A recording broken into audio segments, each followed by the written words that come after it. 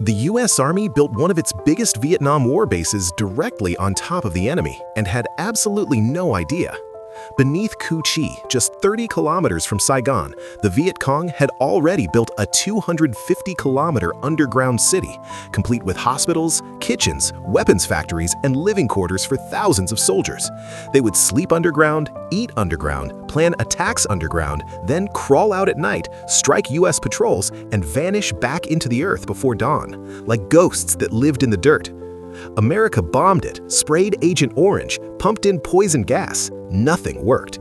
So they sent in the tunnel rats, small, brave soldiers crawling through passages barely wide enough to breathe, armed with one pistol and one flashlight, into total darkness, where venomous snakes, booby traps, and enemy fighters waited around every single corner.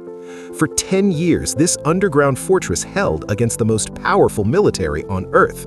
The greatest weapon was not a bomb, not a gun, it was the ground itself.